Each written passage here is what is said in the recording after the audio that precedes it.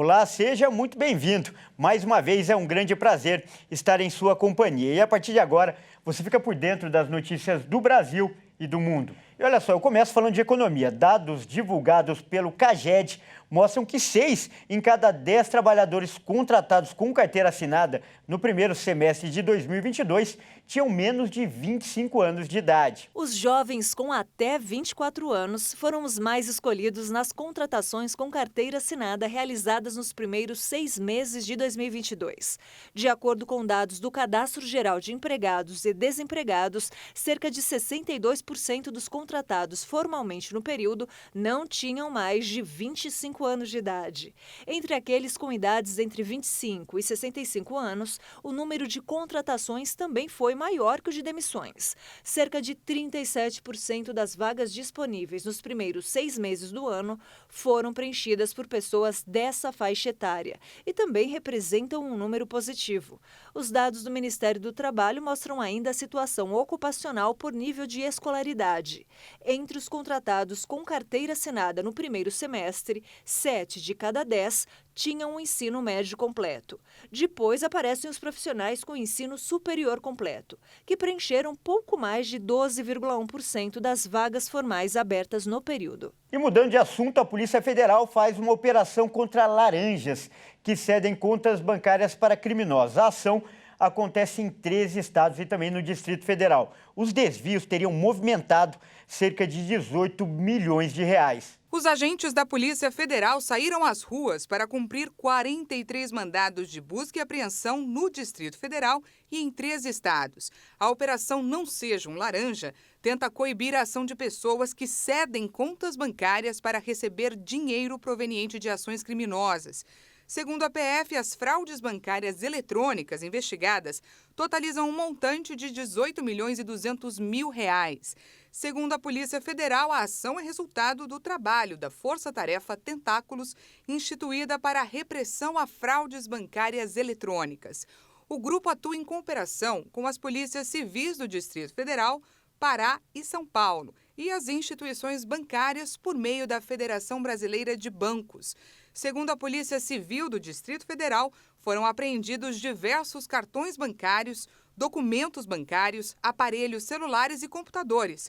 A Polícia Federal afirma que nos últimos anos detectou um aumento considerável na participação consciente de pessoas físicas em esquemas criminosos. Os suspeitos podem responder pelos crimes de associação criminosa, furto qualificado mediante fraude, uso de documento falso e falsidade ideológica.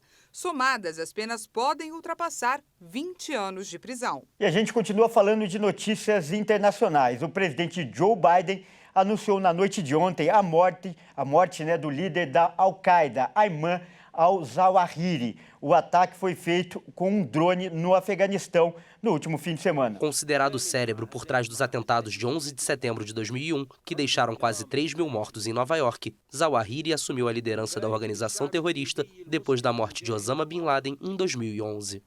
A operação realizada no último fim de semana foi confirmada nesta segunda-feira pelo presidente americano Joe Biden. Para as famílias que perderam pais e mães, maridos, esposas, filhos e filhas, irmãos e irmãs, amigos e colegas de trabalho naquele dia de setembro, espero que essa ação decisiva traga mais um grau de encerramento.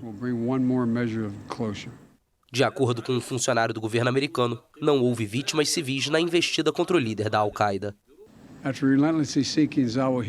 Depois de procurar incansavelmente Zawahiri por anos sobre as administrações Bush, Obama e Trump, nossa inteligência localizou Zawahiri no início do ano. Ele havia se mudado para o centro de Cabul para se reunir com membros de sua família. Depois de considerar cuidadosamente as evidências claras e convincentes de sua localização, autorizei um ataque de precisão que o removeria do campo de batalha de uma vez por todas. O egípcio de 72 anos era um dos terroristas mais procurados no mundo pelos Estados Unidos, que oferecia 25 milhões de dólares em recompensa por qualquer informação que levasse à sua prisão ou condenação. O assunto agora é o conflito no leste europeu. O primeiro carregamento de grãos ucranianos exportados desde a invasão russa é aguardado em Istambul, na Turquia, depois da meia-noite desta terça-feira. O navio Razone, com bandeira de Serra Leoa, deixou a cidade ucraniana de Odessa pouco depois das 9 da manhã no horário local na segunda-feira, com 26 mil toneladas de milho. O navio Razone, cuja chegada estamos monitorando e esperávamos ser mais cedo, deve ancorar em Istambul após a meia-noite devido às condições do mar. Após os procedimentos necessários, uma delegação composta por representantes da Turquia, Rússia, Ucrânia e Nações Unidas vão inspecionar o Razone e o navio prosseguirá com base nos resultados da inspeção. O navio percorreu a costa romena durante a noite, mas desligou seu sistema de identificação automática para que não pudesse mais ser rastreado, de acordo com o site Marine Traffic, que rastreia os movimentos dos navios. A Turquia não apresentou uma explicação para esta manobra. O Centro de Coordenação Conjunta foi criado após o acordo assinado em 22 de julho para retomar as exportações de grãos. Rússia e Ucrânia são grandes potências agrícolas e seu trigo, milho e óleo de girassol, em particular, abastecem o mercado mundial. Estima-se que entre 20 e 25 milhões de toneladas de grãos tenham sido bloqueadas nos portos ucranianos desde o início da invasão em 24 de fevereiro, o que levou a uma disparada nos preços. E olha só, presta atenção agora nesta conta, neste número. Uma empresa que atua no ramo de seguros fez uma estimativa dos prejuízos que foram causados pelas catástrofes naturais em todo o mundo no primeiro semestre. E até agora a conta chega a 72 bilhões de dólares. Vamos ver na reportagem.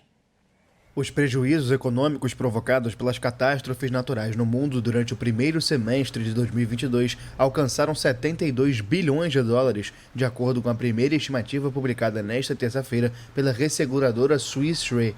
Ainda que o valor seja inferior ao do mesmo período no ano passado, que foi de 91 bilhões de dólares, o grupo suíço enfatizou o peso cada vez maior dos chamados desastres secundários, menores que as grandes catástrofes como os furacões e terremotos, mas cada vez mais caros.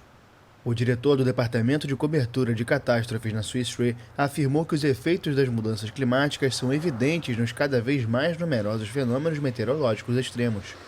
As tempestades de inverno de fevereiro na Europa custaram 3 bilhões e 500 milhões de dólares às seguradoras, mesmo valor causado pelas inundações na Austrália em fevereiro e março.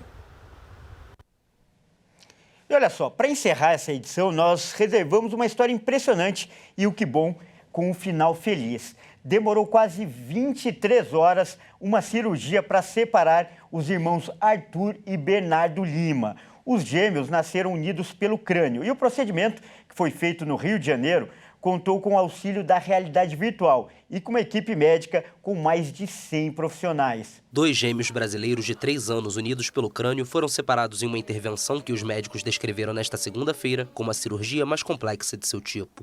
Arthur e Bernardo Lima passaram grande parte da vida em um hospital no Rio de Janeiro, onde foram operados em um procedimento que foi simulado antes com auxílio de realidade virtual. Depois de uma série de 9 cirurgias, que culminaram com uma de 23 horas, os irmãos puderam olhar para o rosto um do outro pela primeira vez. A organização médica beneficente Gemini Unwinded, com sede em Londres, que ajudou a realizar o procedimento, descreveu a operação como a separação mais desafiante e complexa até hoje, dado que os irmãos compartilhavam várias veias vitais. O neurocirurgião Gabriel Mufarrege, do Instituto Estadual do Cérebro Paulo Niemeyer, onde foi realizada a intervenção, disse que a cirurgia foi a mais difícil de sua carreira e que estava muito satisfeito com o resultado. A equipe médica, que incluiu quase 100 profissionais, se preparou para as delicadas etapas finais da cirurgia, em 7 e 9 de junho, com a ajuda da realidade virtual. Usando imagens de tomografia e ressonância magnética para criar um mapa digital do crânio compartilhado e dos cérebros dos irmãos, os cirurgiões treinaram conjuntamente no Rio e em Londres, com uma operação de teste realizada por meio da realidade virtual. Bom, e a gente deseja muita saúde e que Deus abençoe muito a vida desses meninos. Bom, essa edição fica por aqui. Eu agradeço demais pela sua companhia e convido a continuar ligado em nossa programação. Até mais!